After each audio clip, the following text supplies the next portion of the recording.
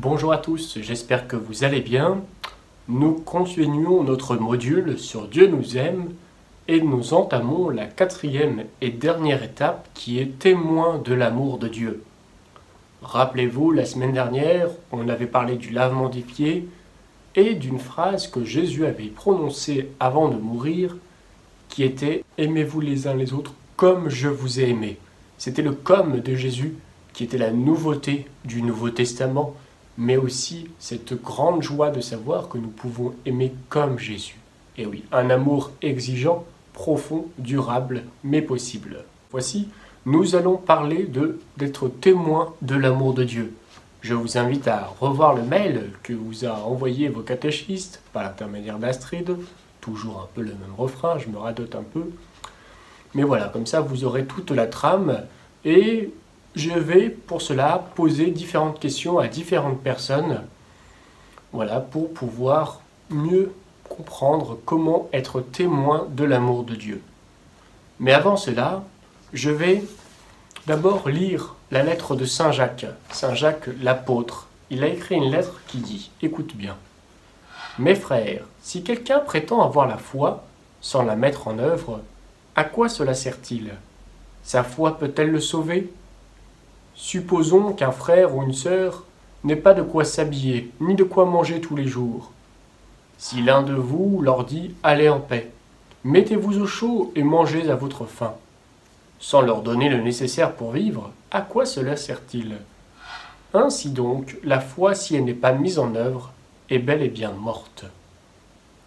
Voilà, quelle belle phrase, quel beau passage de la lettre de Saint Jacques.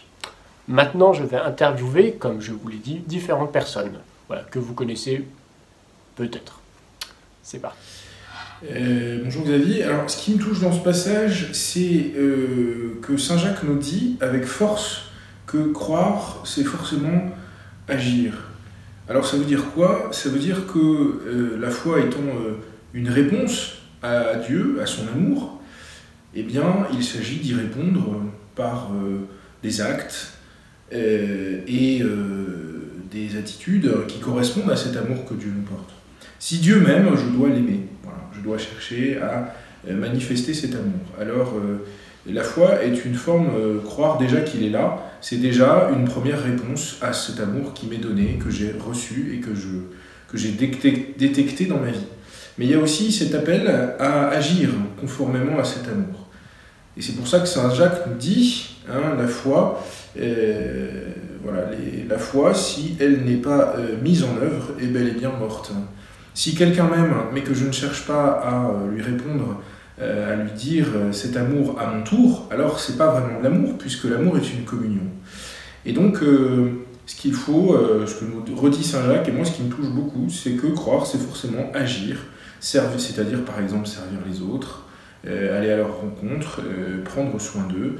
Et c'est ça qui est la belle réponse que Dieu a à offrir à Dieu pour toute notre vie. Voilà. Aujourd'hui, aujourd'hui, j'ai commencé ma journée par un temps de prière. Donc, j'essaie de donner le première partie de la journée avant que je regarde mes mails, mes SMS, d'autres choses, de donner ce temps au Seigneur. Et comme ça, c'est un acte de foi, parce que si le Seigneur n'existait pas, ce serait peut-être une perte de temps. Mais je sais que ce temps de prière me nourrit et qui me prépare pour la journée. Et c'est à travers la prière que le Seigneur m'aide à voir les autres, les personnes que je vais rencontrer dans la journée, les personnes que je porte dans ma prière, de le voir ou voir la situation un peu plus à travers ses yeux, et qui donne souvent des pistes, comment je dois réagir à telle personne, comment je dois aller vers quelqu'un, qu'est-ce que je dois penser. Voilà, d'essayer de m'adapter ou de m'aligner plutôt de comment le Seigneur voit les choses, et comme ça, ça me donne une ligne de conduite pour le reste de la journée. La question me fait penser d'abord en fait au double commandement de l'amour que donne Jésus dans l'Évangile, à savoir tu aimeras le Seigneur ton Dieu de tout ton cœur, de toute ton âme, de toute ta force et de tout ton esprit. Et d'autre part, le second commandement qui lui est semblable, tu aimeras ton prochain comme toi-même. Et donc chaque jour, comme prêtre en fait, j'essaie de me dire qu'est-ce que je peux faire pour aimer Dieu davantage.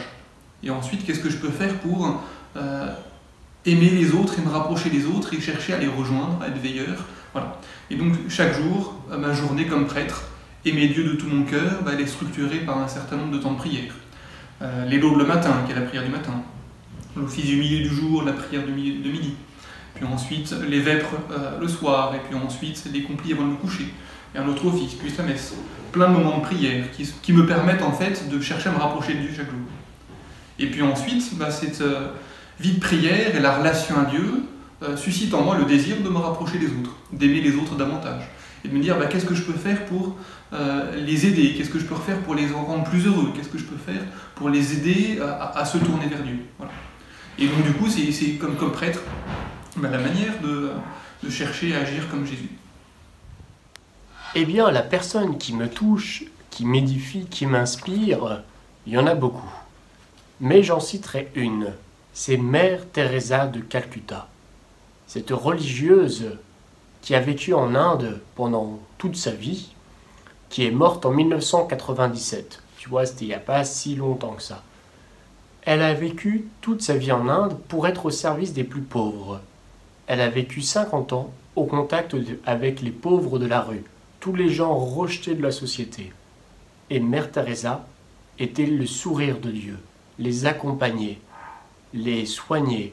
Prenez soin d'eux, prenez soin de tous ces pauvres, tous ces rejetés, que ce soit des femmes, des enfants ou des hommes. Mère Teresa les traitait comme si c'était le Seigneur. Pour moi, c'est une grande figure de sainteté. D'ailleurs, elle est déclarée sainte en 2016 par le pape François. C'est une grande figure de sainteté parce que c'est la charité qu'on crée. Nous aussi, on peut prendre soin des personnes et c'est très important de prendre soin des personnes qui souffrent, qui sont isolées, rejetées, d'autant plus aujourd'hui, je pense. Voilà, c'est pour moi la figure qui me touche, qui m'édifie particulièrement aujourd'hui et tout le long de ma vie, une parmi tant d'autres. Voilà, chers enfants, j'espère que ces interviews vous ont plu, j'espère que la séance qui touche à sa fin vous a plu aussi. Je vous invite à revoir le mail que vous a envoyé du jour Astrid. Quant à moi, je vous dis à la semaine prochaine. Prenez soin de vous, à bientôt et bonne semaine.